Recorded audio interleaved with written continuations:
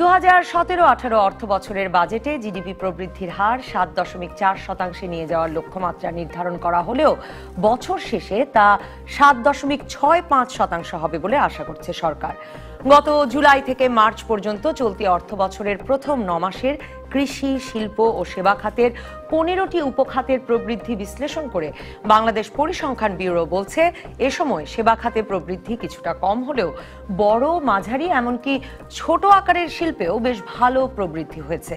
প্রায় 1 দশক 6% ঘরে আটকে থেকে 2015-16 অর্থ বছরে 7% অতিক্রমের পর বিশ্বে বিরল উদাহরণ হিসেবে 3 বছর ধরে 7% প্রবৃদ্ধি ধরে রেখেছে বাংলাদেশ। এই অর্থ বছরে মাথাপিছু আয়ও গত বছরের চেয়ে $142 বেড়ে দাঁড়িয়েছে 1752 মার্কিন ডলারে।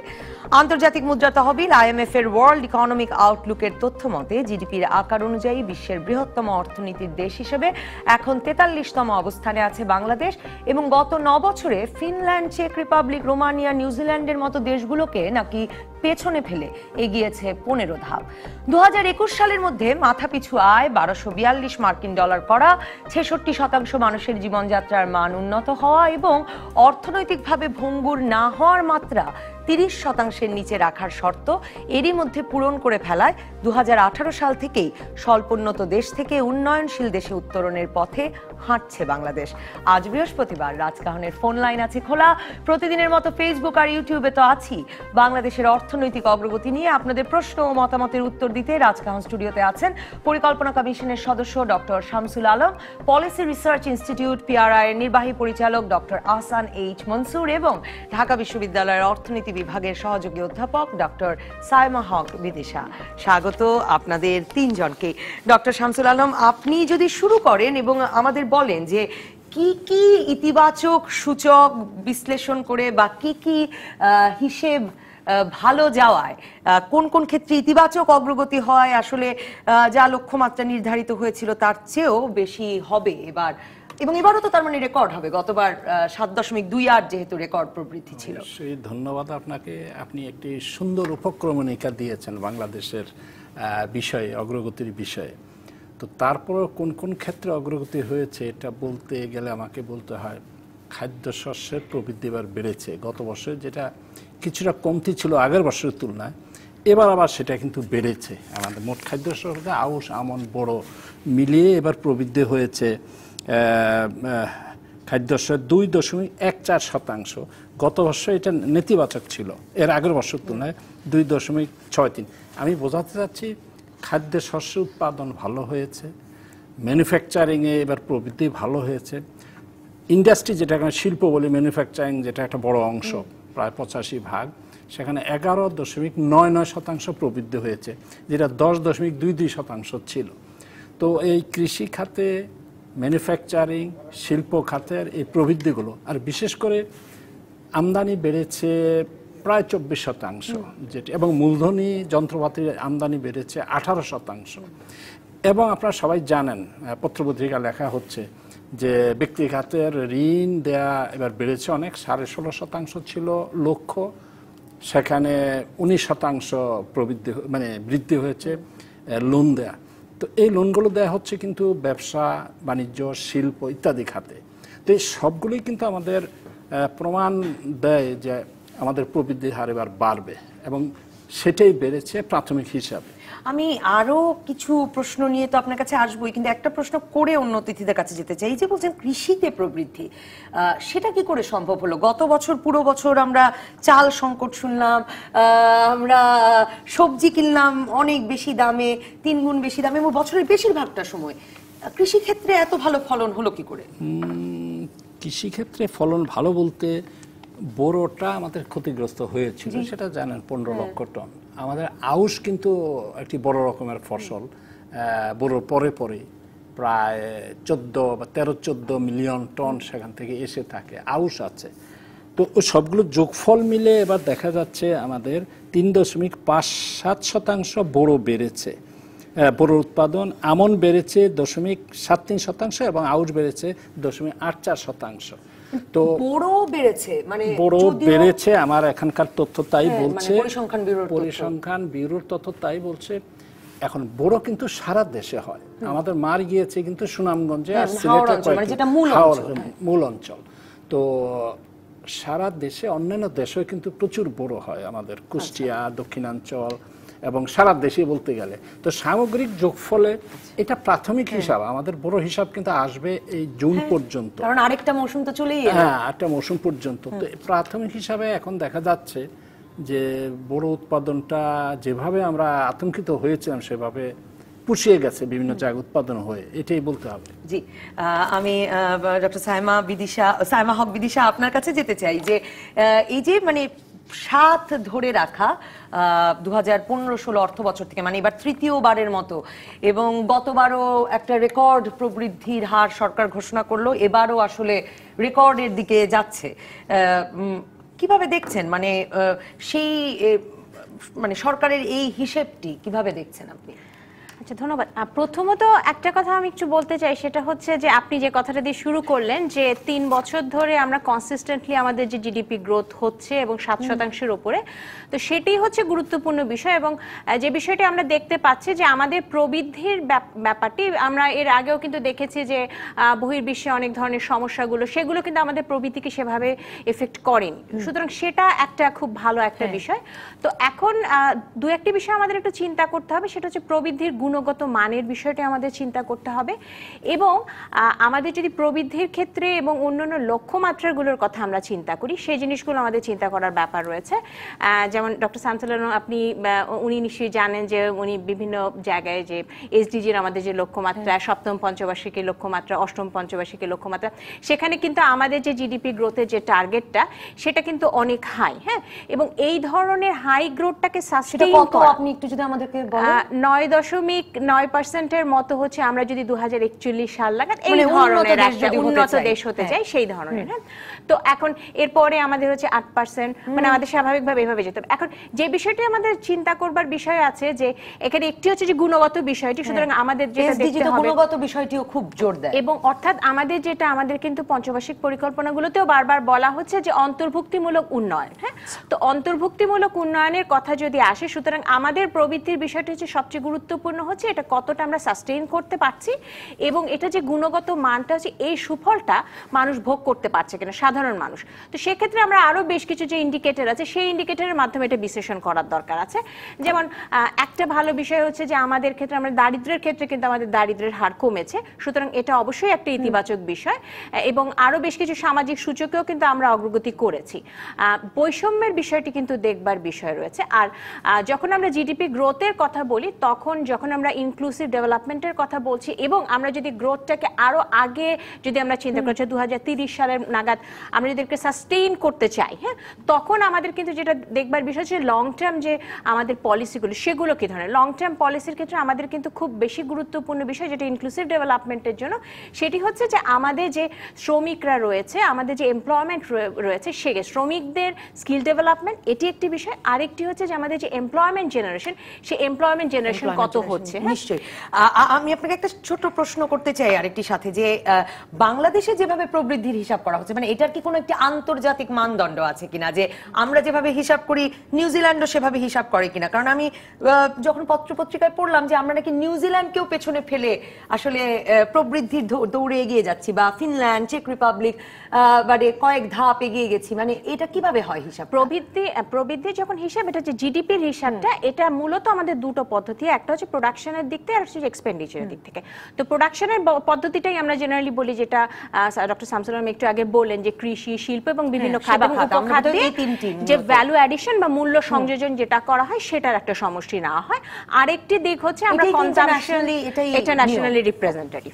আরেকটি হচ্ছে কনজাম্পশন, ইনভেস্টমেন্ট, এগুলোর মাধ্যমে যেটা করা হয় আর কি expenditure. Doctor Hasan H Mansur, আপনাকে জিজ্ঞেস করতে চাই, মানে এই টেবিলেও অনেকবারই যে শিল্পে বিনিয়োগ যথেষ্ট হচ্ছে না, যথেষ্ট শিল্প সৃষ্টি হচ্ছে না, এই নিয়ে আপনাদের উদ্বেগের কথা শুনেছি। নানা রকম হিসেব নিকেশও যথাযথ শিল্পে প্রবৃদ্ধি মানে আপনাদের প্রত্যাশা অনুযায়ী হচ্ছে না, তা নিয়ে উদ্বেগের কথা শুনেছি। শিল্পে প্রবৃদ্ধি অনেক গুণ বাড়ছে, ক্ষুদ্র, মাঝারি, বড় সকল শিল্পেই গত কবছর ধরে বিনিয়োগ বাড়ছে, এমনটা আমাদের বিবিএস এর এই হিসাব তো তাই বলছে। দেখুন, প্রথমে আমি শুরু করব আপনাদের এই ক্যাপশনটাকে দিয়ে। এবারে প্রবৃদ্ধি 7.5% বেশি দিয়ে একটা প্রশ্ন রাখা হয়েছে। প্রশ্নটা কেন? তার মানে একটা দ্বিধা কিন্তু আপনাদের মনেও আছে। না মানে যেটা হচ্ছে যে এটা একটা প্রশ্নবিদ্ধ সংখ্যা, প্রশ্নবিদ্ধ সংখ্যা। কারণ অনেক কারণেই প্রশ্নটা আসে। এক নম্বর কারণ হচ্ছে যে বাংলাদেশের রাস্তায় যে আপনি কাকে বলুন যে আমাদের কৃষি খাতের উৎপাদন বেড়েছে, কেউ বিশ্বাস করবে না এটা। এবং ধানের উৎপাদন বেড়েছে, এটা একটা অসম্ভব ব্যাপার। আমরা 3.5 মিলিয়ন টন, 35 লক্ষ টন চাল আমদানি করেছি গত বছর। চালের দাম ডাবল হয়ে গেল, আর আমরা বলছি চালের উৎপাদন 3% মতো বেড়ে গেছে।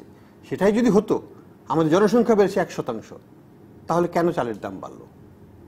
কেন সরকারকে এত ইম্পোর্ট করতে হলো, প্রাইভেট সেক্টরকে ইম্পোর্ট করতে হলো, চালের উপর যে শুল্ক ছিল সেটা কমিয়ে দিতে হলো? যদি আমদানিটা না হতো আমাদের এখানে দুর্ভিক্ষ হয়ে যেতে পারতো। কেন সেটা দরকার হলো? এই প্রশ্নের কোনো জবাব আমি নাই, জানি না। 2 নম্বর আমি বলি যে আমাদের এবছরের আমদানি 26-27% মতো, রপ্তানি 6% মতো। আমরা যখন একটা balance of payment national accounts হিসাব করি, C+I+G+X-M, X minus M, export minus import, সেটা বিরাট একটা ঋণাত্মক সংখ্যা এই বছর অন্যান্য বছর। হ্যাঁ, অন্যান্য বছরের চেয়ে এত বড় একটা ঋণাত্মক সংখ্যা হওয়ার পরেও আমাদের প্রবৃদ্ধি বেড়ে গেল, সেটাও একটা সংখ্যা। 3 নম্বর আমি বলি, আমাদের ম্যানুফ্যাকচারিং খুব ভালো করছে। ম্যানুফ্যাকচারিং একটা বড় অংশ হচ্ছে আমাদের পোশাক খাতের রপ্তানি, তারা তো ভালো করছে না। তার কোথায় ভালোটা হচ্ছে? তো এই জিনিসগুলো নিয়ে কিন্তু জনমনে এবং আমাদের মনেও একটা দ্বিধা আছে। এবং আমি মনে করি যে এই দ্বিধাটা অস্বাভাবিক কিছু নয়, এটার একটা ভালো পর্যালোচনা হওয়া উচিত। এটা শুধু একটা নাম্বার ছুড়ে দেওয়া হলে আমরা মেনে নেব। কৃষি নিয়ে প্রশ্ন আমার মনেও, কারণ পুরো বছর আসলে 70 টাকা কেজি করে যে কোনো সবজি কিনতে হয়েছে, শুধু চাল না, মানে সবজি উৎপাদনও মার্কেটে পেঁয়াজ যে দাম রেকর্ডে পৌঁছেছে। কিন্তু আবার অন্যদিকে এই খবরও তো আমরা কদিন আগে পড়লাম যে পোশাক শিল্পে নতুন করে বিনিয়োগও বাড়ছে এবছর, মানে নতুন বিনিয়োগ এসেছে, নতুন ফ্যাক্টরি তৈরি হচ্ছে, সেটা একটি কথা শুনেছি। আরেকটি হচ্ছে এটা মানে আমদানি অনেকটাই বেড়েছে আসলে সরকারের নানা রকম প্রকল্পে, অবকাঠামোগত উন্নয়নের কাজে। তাতে কি আসলে জিডিপিতে মানে একটা চাঞ্চল্য সৃষ্টি হয় কিনা? নেতিবাচক আমদানির ফলে যখন আমাদের পদ্মা ব্রিজ হয়ে যাবে তখন আমরা একটা বেনিফিট পাবো অবশ্যই। কিন্তু এই স্টেজে national accounts pure and simple বলবে, ইউএন সিস্টেমের যে ন্যাশনাল অ্যাকাউন্টস, যে আমদানি যত বাড়বে রপ্তানির তুলনায় যে ট্রেড ব্যালেন্সটা যত বেশি নেগেটিভ হবে, এটা একটা ঋণাত্মক রোল প্লে করবে, অর্থাৎ গ্রোথকে ডিপ্রেসড করে দেবে। That's a fact. এখন কথা হচ্ছে আরেকটা কথা, বিনিয়োগের কথা বলবো। আমাদের গত 4-5 বছরে, 6 বছরে বিনিয়োগ কিন্তু সেভাবে বাড়ে নেই, বিশেষ করে ব্যক্তি খাতের বিনিয়োগ, যেখান থেকে আমরা উৎপাদন আশা করি। সরকারি খাতের বিনিয়োগটা তো হচ্ছে মোরলেস ইনফ্রাস্ট্রাকচার, সেখান থেকে কিন্তু সরাসরি উৎপাদন হয় না, উৎপাদন সহায়ক বিনিয়োগ সেগুলো। কিন্তু ব্যক্তি খাতের বিনিয়োগে কিন্তু আমরা বড় রকমের পরিবর্তন জিডিপির তুলনায় যেটা আমরা আশা করেছিলাম, সেটা কিন্তু সরকারি তথ্যেই বলে যে সেটা অ্যাচিভ। তার মানে গত ক বছরের মতো এবারও আপনি মানে এই পরিসংখ্যান ব্যুরোর এই হিসেবে আপনি গরমিল দেখতে পাচ্ছেন? অবশ্যই। আমি একটা বিরতিতে যাই, বিরতির পর ডক্টর শামসুল আলম আপনার কাছে উত্তর নেব যে কোথায় কোথায় আসলে তাহলে এই 7.5-এর উপরে প্রবৃদ্ধি যাওয়ার সম্ভাবনা সরকার দেখছে। একটা বিরতির পর দর্শক থাকুন রাজকাহনে, টেলিভিশনে, ফেসবুকে, ইউটিউবে, আর আজকে ফোন লাইন খোলা। ফিরে এলাম রাজকাহনে। ডক্টর শামসুল আলম, অনেকগুলো প্রশ্ন ডক্টর আহসান এইচ মনসুর রেখেছিলেন যে শিল্প খাতেই বা এত বেশি প্রবৃদ্ধি নিয়ে তিনি সন্দেহ প্রকাশ করছিলেন, আর কৃষি উৎপাদন মানে চাল সবজি সবই তো মার খেলো গত বছর। আমি বিনয়ের সঙ্গে বলি, আমার ধারণা ডক্টর আহসান মনসুর গুলিয়ে ফেলেছেন। গুলিয়ে আমি দর্শকদের একটু শুনতে বলবো ভালো মনোযোগ দিয়ে। গুলিয়ে ফেলেছে এই জন্য বলছি, ঘটনাটা ঘটেছিল মার্চ 2017-তে। তাই তো সেটা তো গত আর্থিক বছরে চলে গিয়েছে। সেটা গত আর্থিক বছরের উৎপাদন কমেছে 4.87%, মানে 5% পুরো কমেছে 16-17 আর্থিক বছরে। হিসাবটা হলো এবার 17-18 এই জুন পর্যন্ত। এটা কিন্তু প্রাকৃত হিসাব না, উত্তর বটে না, এটাই যথার্থ উত্তর। কাজে আমরা গুলিয়ে ফেলেছি সমুদ্রের জিনিসটাকে। আর আপনি যেটা বলেন শাকসবজি দামে খেয়েছেন, শাকসবজি এবার বলা হচ্ছে 4.6% কমেছে। কাজে আপনার যদি দাম কিছু খেয়েও থাকি, শাকসবজি কিন্তু বলা হচ্ছে না, এখন তো কমতে শুরু হয়েছে, শাকসবজি কিন্তু কমই দেখানো হচ্ছে এই বছরে 17-18। আরেকটা কথা ডক্টর আহসান মাসুদ যেটা বললেন, সেটা আমার মনে হয় খুব কুইক সস্তা রাজনীতি হয়ে গেল। এটা হিসেবে এখন ঠিক আছে, আমদানি রপ্তানি বাদ দিয়ে যেটুকু সেটুকু হিসাবে আসে। আমদানি বড় হলো তো সেটা কম যোগ হবে, কিন্তু এসে এটা কিন্তু হাওয়ায় মিলিয়ে যায় না। এই যে মূলধন আমদানি হলো 18%, এটা এসে কিন্তু বসে থাকেনি, কল কারখানা লেগে গিয়েছে। আমার রড এবং স্টিল আমদানি হয়েছে গত বছর প্রায় 18% বৃদ্ধি পেয়েছে। না সরি, হ্যাঁ 18% বৃদ্ধি পেয়েছে স্টিল, আয়রন, এগুলোর সাথে বসে থাকে, মানে আমদানি পণ্য বরং এসে একটা মানে চাঞ্চল্য সৃষ্টি করে, উৎপাদনের যোগ হয় এবং সেটা হিসাবে আসতে হবে। এবং এখানেই হলো এই, আমি ডক্টর আহসান মনসুরের সঙ্গে একমত হব না, উনি ওই বাহ্যিক হিসাবটা দিয়ে ফেললেন, ভিতরে যে অভ্যন্তরীণ কাজকর্ম হচ্ছে সেটা কিন্তু আসেনি ওনার কথা। কিন্তু আমাদের দর্শকরা মূলত যে সুরে প্রশ্ন করছেন, প্রবৃদ্ধি যে বাড়ছে তাতে কি লাভ হচ্ছে, গরিব থেকে যাচ্ছে। আরেক দলের মূল প্রশ্ন মানে কর্মসংস্থান হচ্ছে কিনা, মানে এটা একটা জবলেস গ্রোথে পরিণত হচ্ছে কিনা বাংলাদেশে। আমরা একটা ধাঁধার তৈরি করছি, বিশেষ করে বোধহয় ভিতরে না যেই, আমার এটাও আমি বিনয়ের সঙ্গে বলি, জবলেস হচ্ছে এটাও কথাটা সঠিক নয়। 13 লক্ষ কর্মসংস্থান তারা দেখিয়েছে, সরাসরি কর্মসংস্থান সৃষ্টি হয়েছে। আবার বলছে 14 লক্ষ যারা আনএমপ্লয়েড ছিল বা বেকার ছিল, আধা বেকার ছিল, ছদ্ম বেকার, সেখান থেকে 14 লক্ষ এসে আবার কর্মবাজারে প্রবেশ করেছে। তার মানে 27 লক্ষ কর্মসংস্থান হয়েছে। কাজে ওই কথাটি জবলেস যে কথাটা হচ্ছে, এটারও ভিত্তিটা আমার মনে হয় হিসাবের দিক থেকে তারা একটু তলিয়ে দেখবেন, আমি আশা করব। আরেকটা হলো প্রবৃদ্ধি যদি, হ্যাঁ এটা একটা বিদেশের সঙ্গে একমত, গুণগত প্রবৃদ্ধি হওয়ার দরকার। তো গুণগত মানে কি, আমার কিন্তু দারিদ্র্যের হার কমছে, 22.3 নেমে আসলো 31.5 থেকে এই গত কয়েক বছরে। গুণগত প্রবৃদ্ধি না হলে এই দারিদ্র্য কমছে কিভাবে, আমার প্রশ্ন হলো এটা। আরেকটা হলো দারিদ্র্য গুণগত হতে পারে, শিক্ষা এত এনরোলমেন্ট বাড়লো কি করে, আমার প্রবৃদ্ধির কারণেই কিন্তু লোকজন স্কুল কলেজে বেশি যাচ্ছে, শিক্ষার চাহিদা বাড়ছে বিভিন্ন জায়গায়। তো একেবারে গুণগত হচ্ছে এটা আমরা বলবো না, গুণগত হওয়ার দরকার সেটা ঠিক।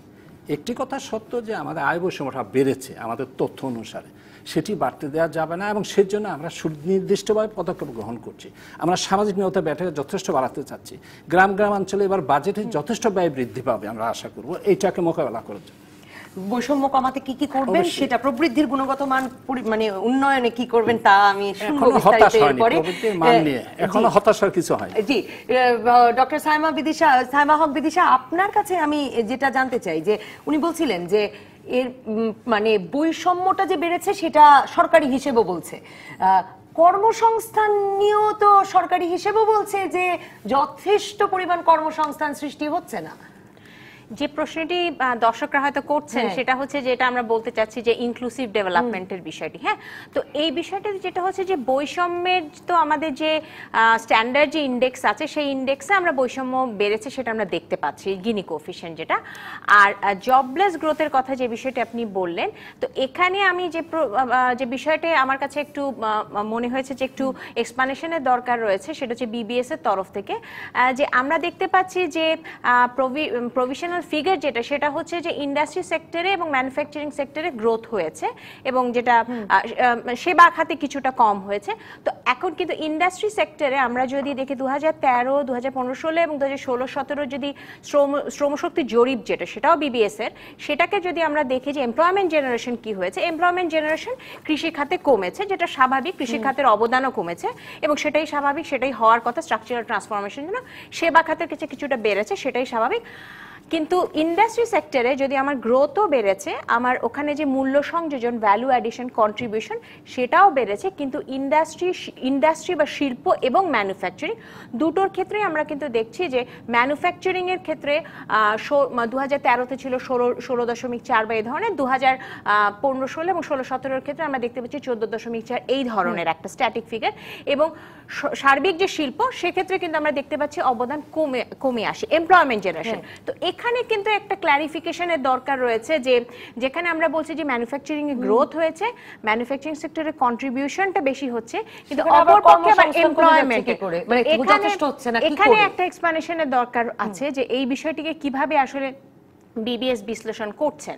তো এখন একটা ব্যাপার হচ্ছে এটা হতে পারে যে যদি অটোমেশনটা খুব সিগনিফিক্যান্ট হারে হয়, কিন্তু এত অল্প সময় অটোমেশনের প্রভাবটা বা প্রোডাক্টিভিটি ওয়ার্কারদের দেখাটা এটা কিন্তু খুব ন্যাচারাল একটা ফেনোমেনা না। সেই কারণেই আসলে এই ধরনের বিষয় কিছু বিশ্লেষণের দরকার রয়েছে। আরেকটি বিষয় হচ্ছে যে যখন এই কারণে কর্মসংস্থানের ব্যাপারে যেটা দেখা যাচ্ছে যে আমাদের যে কর্মসংস্থানের যে শ্রমশক্তি যে জরিপটা, আমরা যেটা বলছি যে আমাদের যে কাঠামোগত রূপান্তর হচ্ছে, কাঠামোগত রূপান্তরের মাধ্যমে যে ইন্ডাস্ট্রিয়ালাইজেশন, তো সেটার সুফলটা যখন এমপ্লয়মেন্ট জেনারেশনের দিকে যাবে, সেটা এক তো আমাদের ইনক্লুসিভ ডেভেলপমেন্টে সাহায্য করবে, আরেকটা আপনি যেটা বললেন যে বৈষম্যের বিষয়টা, সেই বৈষম্যের বিষয় এবং এসডিজি গোল বাস্তবায়নে সহায়তা করবে। তো এই জিনিসটা বিষয়টি যে আমাদের যে গ্রোথটা হচ্ছে, সেই গ্রোথের আমি যে কথাটা একটু আগে বলছিলাম যে আমরা সবাই আসলে এবারে একমত যে গ্রোথটা আসলে সাস্টেনেবল হতে হবে। সুতরাং গ্রোথের নাম্বারটা কি 7.65 সেটা গুরুত্বপূর্ণ না, মানে অতটা গুরুত্বপূর্ণ। আমার কাছে যেটা মনে হয় সেটা হচ্ছে গ্রোথটা সাস্টেন করছে কিনা, এবং এই 7% উপরে যে গ্রোথটা, সেই গ্রোথের টার্গেটটা আসলে জনগণের মধ্যে সেভাবে যাচ্ছে হয়তো কিনা। দশমিক কত সেটা গুরুত্বপূর্ণ না, কিন্তু এরপরে যখন আমি আপনার কাছে আসবো আমি এটা শুনবো যে এই যে 7-এর উপর ওঠার জন্য তো বাংলাদেশ একটা দীর্ঘ সময় অপেক্ষা করেছে, এবং এই 7-এর উপর ওঠা নিয়ে তো একটা আমরা শুনি যে আমরা একটা দেশে বিদেশে প্রশংসিত হচ্ছি। 7-এর উপর ওঠাটাও কেন এত সিগনিফিকেন্ট ছিল, তাৎপর্যপূর্ণ ছিল, সেটা আমি আপনার কাছে শুনবো। ডক্টর আহসান এইচ মনসুর, আমাদের অনেক দর্শকই জিজ্ঞেস করছেন যে, যেমন আবু বকর সিদ্দিক আকিব বলছেন দেশে এত গরিব এত বেকার বলেই কি সবাই বিদেশ যেতে চাইছে কিনা। কর্মসংস্থানের দুর্বলতা নিয়ে শহীদুল আলম স্বপন, হারুনুর রশিদ, নোবেল আহমেদ প্রত্যেকেই প্রশ্ন তুলছেন। এবং আমি আরেকজন দর্শকের শায়ান আহমেদ বলছেন যে মানব সম্পদ উন্নয়নে সরকার আসলে কতটা মনোযোগ দিচ্ছে, বিদ্যুৎ কেন্দ্র সমূহ পরিচালনায় ও কি আমরা বিদেশিদেরই তো নিয়ে আসবো। 1 কোটি মানুষ যেখানে বিদেশ থাকে সেখান থেকে আমরা $15 বিলিয়ন মতো রেমিটেন্স পাই, সেখানে $5 বিলিয়ন দিয়ে আমরা আসলে আবার বিদেশের লোক এনে কাজ করাই। এটা টেকসই একটা ব্যবস্থা কিনা? দেখুন, শিক্ষিত সমাজের শিক্ষিত যে যুবক গোষ্ঠী আছে আমাদের, তাদের মধ্যে কিন্তু ব্যাপক হতাশা আছে। কারণটা হচ্ছে যে 5% বলা হচ্ছে সেটা কিন্তু প্রাইমারিলি এই এডুকেটেড ইয়াং পিপল পারসনস। এদেরকে আমরা কিন্তু এক ধরনের প্রথমত এদের যে শিক্ষাটা হয়েছে সেই শিক্ষাটা এমপ্লয়েবল না, তারা গুণগতভাবে না এবং টেকনিক্যাল গ্রাউন্ডেও না। আমি জেনারেল লাইনে ইতিহাস, ভূগোল, পৌরনীতি এগুলো করে পাশ করে গেছি। সুখ্যাত অখ্যাত যে কোনো জায়গা থেকে আমি একটা সার্টিফিকেট নিয়ে না, সবাই তো মানে মূলত তো বিবিএ এমবিএ করছেন, তাতেও এক্সিকিউটিভও তৈরি হচ্ছে না কেন? যথেষ্ট প্রশাসন, ওই বিবিএ এমবিএ কতখানি কি লিখতে পারে বা বলতে পারে সেটাও বিরাটভাবে প্রশ্নবিদ্ধ। সেখানে কোয়ালিটি কিন্তু সেখানে নাই। সেটা একটা বড় হতাশা সৃষ্টি করে আমাদের এই যুবকদের মধ্যে, কারণ তারা মনে করে যে তারা তো একটা 10 বছর পরে একটা ম্যাট্রিকুলেশন করেছে, 12 বছর পরে ইন্টারমিডিয়েট, তারপরে বিএ করেছে, এমএ করেছে, তাদের চাকরিটা কেন হবে না। তাদের এক্সপেকটেশনটা কিন্তু সহজাত এক্সপেকটেশন। কিন্তু যারা এমপ্লয়ার তারা দেখছে যে এটা তারা এমপ্লয়েবল না। এটার মধ্যে একটা বিরাট গ্যাপ, এই গ্যাপটা মেটাতে হবে আমাদেরকে, এবং সেখানে একটা পাবলিক সেক্টরের বড় একটা ভূমিকা থাকতে হবে। একজন ফোনে আছেন, আমি একটু ফোনটা নেই। দর্শক আপনার নাম বলে প্রশ্ন করুন বা মতামত দিন। জি, আসসালামু আলাইকুম। আমার নাম মোহাম্মদ বিলাল হোসেন। আমার প্রশ্ন ছিল যে আমাদের কৃষকরা কিন্তু উপকৃত হচ্ছে না এবং কৃষি পণ্যের সঠিক মূল্য পাচ্ছে না।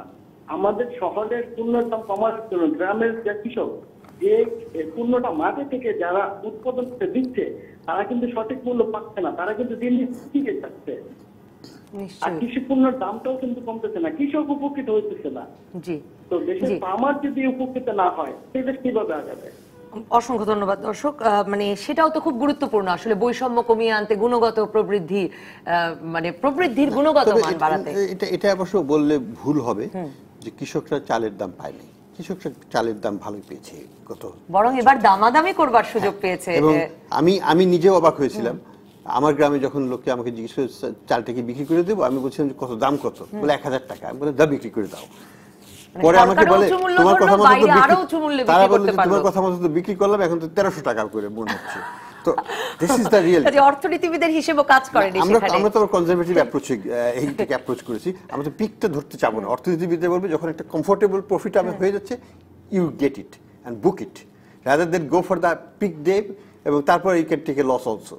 তো সেই জন্য রিস্ক অ্যাভার্স অ্যাটিটিউড আমার মধ্যে আর বেশি আছে। আমার অ্যাডভাইস হচ্ছে যে তুমি ভালো একটা গেইন পাচ্ছ, তোমার খরচ হয়েছে 600 টাকা, তুমি পাচ্ছ 1000 টাকা, না আরো বেশি লাভের আশা না করে হ্যাঁ গেট আউট অফ ইট। পরে আবার যদি এটা কমে 800 টাকা হয়ে যায় তখন তোমার লস হয়ে যাবে। যাই হোক, সেটা না, আমি বলছি যে কৃষক দাম পাচ্ছে, বিশেষ করে খাদ্যশস্যের দাম যেখানে একটু মার খাচ্ছে সেটা হচ্ছে আলুতে। এখানে প্রশ্নটা হচ্ছে মার্কেটিং, প্রশ্নটা হচ্ছে প্রিজার্ভেশন, প্রশ্নটা হচ্ছে পেরিশেবিলিটি এবং মধ্যস্বত্বভোগী তো বটে। মধ্যস্বত্বভোগীকে আমি দোষ দেব না, ও সেটা আর এখন কোনো মধ্যস্বত্বভোগী না থাকলে পরে কিন্তু এই বাজার অচল হয়ে যাবে। আপনি আপনার ঘরে বসে আপনার সুপার মার্কেটে যে কিছু কিনতে পারবেন না যদি মধ্যস্বত্বভোগীরা গ্রামে গ্রামে গিয়ে কালেক্ট করে না আনে, এটা ট্রাকে তুলে আপনার কাছে পাঠিয়ে না দেয়। কাজে মধ্যস্বত্বভোগীকে আমি কিন্তু সম্মানের সাথেই দেখবো। সেটাও একটা ব্যবসায়ী বটে, তাদের আসলে একটা ব্যবসা শুধু না, তাদের একটা ভ্যালু এডিশন আছে, তাদের একটা সার্ভিস আছে যেটার মূল্য আমাকে দিতে হবে। আমি একটা বিরতিতে যাই ডক্টর মনসুর, আমি আপনাকে দিয়ে শুরু করব, কারণ আপনি এই যে মানে হিসেবের ভুল নিয়ে যে প্রশ্ন তুলেছেন, বা আমরা বছরই দেখি, গত 2-3 বছরের খবরই যদি আমি দেখি যে বিশ্ব ব্যাংকের ঢাকা ব্যুরো তারাও এক রকমের প্রশ্ন তোলে। আমি আপনার কাছে এসে জানতে চাইবো, তাহলে এই ভুল হিসেব নিকেশে বাংলাদেশ জাতিসংঘের কথা মানে জাতিসংঘের হিসেবে উন্নয়নশীল দেশ হয় কি করে, বাংলাদেশ বিশ্ব ব্যাংকের হিসেবে নিম্ন মধ্যম আয়ের দেশই বা হলো কি করে, ভুল হিসেবে কিভাবে হলো? একটা বিরতির পর দর্শক থাকুন রাজকাহনে। ফিরে এলাম রাজকাহনে। প্রথমেই একজন দর্শকের প্রশ্ন নিয়ে নিতে চাই। ঢাকা বিশ্ববিদ্যালয়ের শিক্ষক ডক্টর সেলিম রায়হান ফোন করেছেন একটি প্রশ্ন করতে। বলুন ডক্টর সেলিম রায়হান। ধন্যবাদ। আমি আসলে এই প্যানেলের কথা শুনছিলাম এতক্ষণ ধরে, এবং একটা প্রশ্ন আছে, এবং এটা বেসিক্যালি একটা কোয়ারি যে গত বছর থেকে আমরা দেখছি বেশ কয়েক মাস ধরে যে আমি একটু এই গ্রোথের ব্যাপারটা একটু ভিন্ন অ্যাঙ্গেল থেকে দেখতে চাচ্ছি, যে এটা ক্যালকুলেশনের ক্ষেত্রে এরকম একটা ঘটনা কি ঘটছে যে আমরা আসলে মূল্যস্ফীতিকে যা হওয়ার কথা তার থেকে আমরা কম দেখাচ্ছি। তাহলে যেটা হয় সুবিধা যে নমিনাল জিডিপি গ্রোথ যাই হোক, কিন্তু আমার যদি মূল্যস্ফীতি কম থাকে আমার সেই ডিফারেন্স থেকে আমার রিয়েল জিডিপি গ্রোথটা বেশি হতে পারে। আমি আমার প্রশ্নটা এই কারণে করছি যে ফুড এবং নন ফুড ইনফ্লেশনের ক্ষেত্রে আমরা দেখছি যে ফুড ইনফ্লেশন যথেষ্ট বেশি, কিন্তু নন ফুড ইনফ্লেশনের জায়গাটা আমার একটা বড় প্রশ্ন আছে। কারণ নন ফুড ইনফ্লেশন যেভাবে আমরা দেখছি গত অর্থ বছর এবং এবারও বেশ কম, সেই জায়গাটা কিন্তু আসলে টোটাল ইনফ্লেশন থেকে অনেকখানি কমিয়ে দিয়েছে। তো এই জায়গাটা আমার একটু প্রশ্ন প্যানেলের কাছে, যে আমরা তো আসলে আলোচনা করছি রিয়েল জিডিপি গ্রোথ নিয়ে, সেই রিয়েল জিডিপি গ্রোথটা আসলে কি আমাদের এই মূল্যস্ফীতির বিবিএস এর কোনো ক্যালকুলেশনের কোনো মানে কোনো গাফিলতি অথবা কোনো একটা জায়গার কারণে আমরা আসলে এরকম একটা ফিগার পাচ্ছি কিনা রিয়েল জিডিপি হাই গ্রোথ? ধন্যবাদ। উত্তরটা আমি দেই। সেটাও ওই বিবিএস এর তথ্যটা আমি বর্ণনা করি। ইনফ্লেশনকে কম করে না দেখানোর সুযোগ বোধহয় নেই, কারণে গত বছর ফিসক্যাল ইয়ার 16-17 ডিসেম্বর পর্যন্ত পয়েন্ট টু পয়েন্ট ইনফ্লেশন ছিল 5.03। এবার কিন্তু এটা বেড়ে হয়েছে মানে 5.83। তো ইনফ্লেশন তো বেশি দেখানো হলো, কমিয়ে দেয় মানে কমলো কোথায়? তো এটা হলো জেনারেল ইনফ্লেশন। ফুড ইনফ্লেশন গত বছর ছিল মানে গত ডিসেম্বরে 16-17 সেটা হলো 5.38। এবার হলো বেশি ফুড ইনফ্লেশনটা এসছে 7.13। ডক্টর সেলিম আপনি শুনুন, 7.3। তার মানে ইনফ্লেশন ফুড ইনফ্লেশন বেশি দেখানো হয়েছে বেশ 5 থেকে 5.83। তার মানে প্রায় 0.83 বেশি দেখানো হলো জেনারেল ইনফ্লেশন। ফুড ইনফ্লেশন প্রায় 2% বেশি দেখানো হয়েছে এবছর। তো কাজে ইনফ্লেশনকে ডাউন করে দেখানো হয়নি। আর নন ফুডের ক্ষেত্রে গত বছর ছিল 4.49, এবার 3.85, কমেছে কিছুটা। আচ্ছা, তো সেটাই কি মানে ডক্টর সেলিম রায়হানের সন্দেহটা কি কোথায়? না, সন্দেহের সুযোগ নাই, হ্যাঁ, কারণ উনিও তো বলছেন যে নন ফুড ইনফ্লেশন কম, ফুড ইনফ্লেশন বেশি হচ্ছে, দেখারই তো হচ্ছে। এবং পয়েন্ট টু পয়েন্ট এবার সাধারণ ইনফ্লেশন বেশ বেশি দেখানো হচ্ছে, কিন্তু general inflation. Doctor Selim Raihan আপনি আছেন কিনা? জি, অসংখ্য ধন্যবাদ এই প্রশ্নটি তুলবার জন্য ডক্টর সাইমা আবিদি শাহ। যে আমি আসলে ডক্টর সেলিম রায়হানের সাথে এই বিষয়ে একমত, কারণ আমরা যদি ট্রেন্ডটা লক্ষ্য করি আসলে মূল্যস্ফীতির জন্য আমরা তো আসলে প্রতি মাসের ডেটা দেখতে পাই আর কি। হ্যাঁ, প্রতি মাসের ডেটায় কিন্তু আমরা দেখতে পাই যে স্বাভাবিকভাবে আমাদের পারসেপশন কি বলে যে নন ফুড আইটেমের ক্ষেত্রে কি নন ফুড আইটেমে যেসব কম্পোনেন্টগুলো রয়েছে সেগুলোর কি তেমন কোনো ধরনের মূল্যস্ফীতি হয়নি, সেটা কিন্তু আসলে মনে হয় না। তো এখন যে বিষয়টি দেখা যাচ্ছে যে নন ফুডের ক্ষেত্রে ওনার প্রশ্নটা আসলে এটাই নন ছিল। ফুডের মধ্যে কি বাড়ি ভাড়া, পরিবহন ভাড়া এগুলো আছে? সব। তো যেই মাত্র ফুডের দাম একটুখানি বাড়ে, সাথে সাথে তো বাড়ি ভাড়া বাড়ছে, এই বিষয়ে আসলে প্রশ্নটা পরিবহন চলে বাড়ছে, আসে। সেটা তো আমিই জানি। বিদ্যুতের দাম বাড়ছে, তো বিদ্যুতের দাম তো বেড়েছে, মানে 3 বার তিনবার বেড়েছে গত বছর। তো তার মানে ফুড এবং নন ফুড দুটো কম্পোনেন্ট। এখন ফুড কম্পোনেন্টটা তো আমরা দেখতে পাচ্ছি যে বেড়েছে অবশ্যই। তো এখন এই নন ফুডের দুটো মিলিয়ে তো আসলে জেনারেল ইনফ্লেশনটা হচ্ছে। এখন নন ফুডের ট্রেন্ডটা আমরা কিন্তু নন ফুডের ক্ষেত্রে কিন্তু কমে যাচ্ছে বা একটা স্টেবল একটা সিচুয়েশন আমরা দেখতে পাচ্ছি বেশ কয়েক মাস থেকে। তো এখন এই বিষয়ে আসলে প্রশ্নটা চলে আসে যে এটাকে বিবিএস আসলে কিভাবে ব্যাখ্যা করছে, বা এমন একটা ব্যাপার কিন্তু হতেই পারে যে নন ফুড যে বাস্কেটটা রয়েছে সেই নন ফুড বাস্কেটটাকে তারা কিভাবে ডিফাইন করছে, বা যারা স্যাম্পল যাদেরকে করছে তাদেরকে আসলে কাদেরকে নিচ্ছে স্যাম্পল সিলেকশনের মধ্যে। তো এই বিষয়গুলোর ব্যাপারে কিন্তু ক্লারিফিকেশন, এবং যে বিষয়টা উনি বললেন যে এই দুটো বিষয় নিয়ে কিন্তু জিডিপি ডিফ্লেটারটা তৈরি হয় এবং জিডিপি ডিফ্লেটারের মাধ্যমে কিন্তু জিডিপি গ্রোথ রেটটা, তো ওই ডিফ্লেটারের ক্যালকুলেশনের ক্ষেত্রে ব্যাপারে কিন্তু আরো ক্লারিফিকেশনটা দরকার। ডক্টর হাসান এইচ মনসুর, মানে এই যে মানে আপনাদের মতো যারা একরকমের কয়েক বছর ধরে একটা সন্দেহ প্রকাশ করছেন, একরকমের এই যে হিসেব মিলিয়ে দেওয়া, এবং আমাদের অনেক দর্শকও সেই সুরে কথা বলছেন, নোবেল আহমেদ, আতিকুল ইসলাম, যে মানে একটা হিসেব মিলিয়ে দেওয়া হচ্ছে কিনা, এটা জিপিএ 5-এর মতো ব্যাপার কিনা। কিন্তু এই হিসেবের উপর ভিত্তি করে তাহলে জাতিসংঘ আমাদের উন্নয়নশীল দেশ ঘোষণা করলো, এই হিসেবের উপর ভিত্তি করে বিশ্বব্যাংক আমাদেরকে নিম্ন মধ্যম আয়ের দেশ বলছে, তাহলে এই সংস্থাগুলো এই হিসেবকে গ্রাহ্য করছে কি করে? দেখুন, কোন একটা দেশের জন্য সেই দেশের যে স্ট্যাটিস্টিক্যাল বডি থাকে জাতীয় পর্যায়ে, তারাই কিন্তু শেষ রায়। এরপরে আর কোনো রায় হতে পারে না। It's like a supreme court. এটা এখন প্রশ্নটা হচ্ছে যে আমরা আগে মানে অ্যাকচুয়াল মেজারমেন্টের জিপিএ আগে 5 দিলে ক্ষতি কি? না, আমি বলি মেজারমেন্টের আগে আমরা হয়তো প্রজেকশন করতে পারি, সেখানে ডিফারেন্ট প্রজেকশন থাকতেই পারে, কিন্তু যখন অ্যাকচুয়াল মেজারমেন্টটা হয় তখন কিন্তু অন্য কোনো ব্যক্তি, প্রতিষ্ঠান বা কোনো অর্গানাইজেশনের সামর্থ্য নাই, যেটা জাতীয় পর্যায়ের যে ন্যাশনাল ইনস্টিটিউট আছে, স্ট্যাটিস্টিক্যাল ইনস্টিটিউট প্রত্যেকটা দেশে, তাদের যে ব্যাপক বিস্তৃতি এবং যে সোর্সেস অফ ইনফরমেশন, সেটা রেপ্লিকেট করার মতো ক্ষমতা কারো নাই। কাজে এটাকে কেউ চ্যালেঞ্জ করতে পারবে না, এটাকে মেনেই নিতে হবে। এখন প্রশ্নটা আসে যে তাহলে সন্দেহ কেন? সন্দেহ হচ্ছে যে এটার গুণগত মান নিয়ে একটা হতে পারে, যে তাদের দক্ষতাই, সেটা টেকনিক্যাল ইস্যু, সেটা হয়তো সময়ের সাথে আস্তে আস্তে ওটাকে ইমপ্রুভ করতে পারে টেকনিক্যাল সাপোর্ট দিয়ে। আরেকটা হচ্ছে রাজনৈতিক হস্তক্ষেপ। পৃথিবীর অনেক দেশই, আমরা যখন ওয়াশিংটনে ছিলাম, বলা হতো কনসিস্টেন্টলি যে চাইনিজ গভর্নমেন্ট তাদের প্রজেকশনকে, এস্টিমেশনকে ওভারস্টেট করে। হ্যাঁ, কিন্তু তারপরে তো মানে এটা এটা এটা এটা এটা এটা এটা কিন্তু চীন তো এখন পৃথিবীর বড় মানে বৃহত্তম অর্থনীতিতে পরিণত হয়েছে। সেটা ঠিক আছে, কিন্তু হয় কি রাজনৈতিক কারণে হ্যাঁ ওই বছরটাকে হাইলাইট করা হয়, অন্য কোনো বছর কিন্তু তখন হাইলাইটেড হয় না। ফলে ওই বছরটাকে কিন্তু একটা ইনফ্লেট করার টেন্ডেন্সি অনেক সময় থাকে, যেখানে হস্তক্ষেপ করার সুযোগ থাকে। পৃথিবীর অনেক দেশে আছে, যেমন ভারতেও হস্তক্ষেপ করতে পারবে না চাইলেও। কেন? Indian statistical institute is very independent. ও এটি একটি মানে অস্ট্রেলিয়াতে আপনি যান, স্বাধীন প্রতিষ্ঠান হওয়া প্রয়োজন মনে করছেন। কনস্টিটিউশনাল বডির মতো তারা জবাবদিহিতা সরকারের সাথে কাছে না, এবং এই মেজারমেন্ট যেটা করবে তারা কিন্তু কোনো মন্ত্রীকে দিয়ে অ্যাপ্রুভ করে নেবে না। এই অ্যাপ্রুভাল অথরিটিটা যখনই মন্ত্রীর পর্যায়ে থাকবে, তখনই দেখা যাবে মনমোহন সিং বা মোদী সাহেবের সরকার হস্তক্ষেপ করবে, কিন্তু ভারতে সেটা পারবে না। আমাদের কেন মন্ত্রী পর্যায়ে এটাকে হস্তক্ষেপ করতে সুযোগ দেওয়া হয়? সেই কারণেই কিন্তু এই প্রশ্নটা চলে আসে যে এটা ইন্টারফিয়ার্ড হওয়ার সম্ভাবনা আছে, কলুষিত হওয়ার সম্ভাবনাটা আছে এই পর্যায়ে। টেকনিক্যাল যতই ডেফিসিয়েন্সি থাক, এটাকে দূর করার দায়িত্ব কিন্তু সরকারের। ডক্টর শামসুল আলম, এখন এই সন্দেহ প্রবণতাটা আমাদের না, এটা থাকতেই পারে যতক্ষণ পর্যন্ত আমাকে আবার ফ্যাক্স ফিগার না দিয়ে আরেক ফ্যাক্স ফিগারকে ভুল প্রমাণিত না করবেন। শুধু সন্দেহ করছি ঠিক না বললে তো এটা মেনে নেওয়া মুশকিল।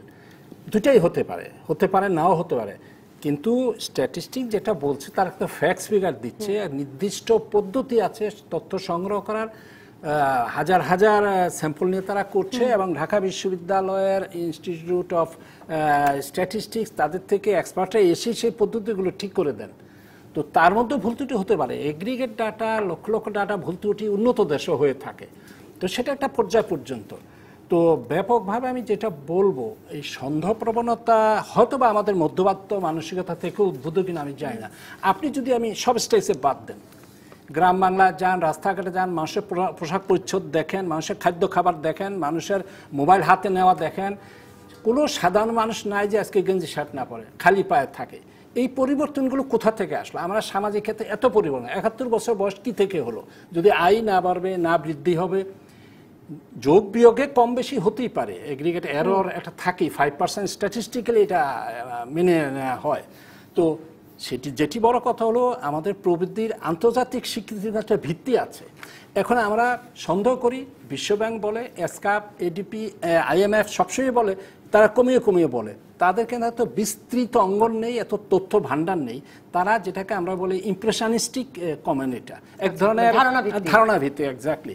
তো মূল তথ্যটা শেষ পর্যন্ত আমি যতবারই দেখেন, এটাই আবার তারা কিন্তু তাদের রেকর্ডে উল্লেখ করতে থাকবে। হ্যাঁ, কারণ ওই যে পরিসংখ্যান ব্যুরোর তথ্য ছাড়া তো একটা সামগ্রিক তথ্য আর কারো কাছে নাই। সুন্দরভাবেই বলেছেন সে কথা, কিন্তু এটাও আমি বলবো সত্যিকার ভাই হিসেব নিকেশ আঙ্কিক দেখানো ছাড়া আমি ওই সন্দেহটাকেও আমি গুরুত্ব দিচ্ছি না বা আমি দেবো না ততক্ষণ পর্যন্ত, যতক্ষণ আমি আবার অন্য ফিগার দ্বারা এটাকে মানে তুলনা করার সুযোগ। ডক্টর সাইমা হক বিদিশা, আসলে কি করার আছে যাতে এই পরিসংখ্যান ব্যুরো নিয়ে সন্দেহ মানে কাটিয়ে উঠতে পারি আমরা সকলে, মানে আমরা 7 পার হওয়ার প্রবৃদ্ধির আনন্দ সকলে মিলে উদযাপন করতে পারি? যাতে বিষয় হচ্ছে যে পরিসংখ্যান ব্যুরো যখন বিভিন্ন জিনিস প্রকাশ করে, অনেক সময় ওদের যে সমস্যাটা থাকে যে labour force survey, housing expense survey, ওরা অনেক সময় কনসেপ্ট চেঞ্জ করে। এবং আপনি বলছেন আপনি তাদেরই এক পরিসংখ্যানের সাথে আরেক পরিসংখ্যানের একটা গড়মিল পাচ্ছেন, আপনি লজিক্যালি যদি চিন্তা করেন। হ্যাঁ, তো এই বিষয়টা আসলে দেখবার বিষয় আছে। এবং এক্ষেত্রে যেটা হচ্ছে যে যেমন আমাদের এখানে যে জিডিপির প্রবৃদ্ধির ক্ষেত্রে ম্যানুফ্যাকচারিং এতে লার্জ স্কেল, স্মল স্কেল এই দুটোতে প্রবৃদ্ধি দেখানো হয়েছে,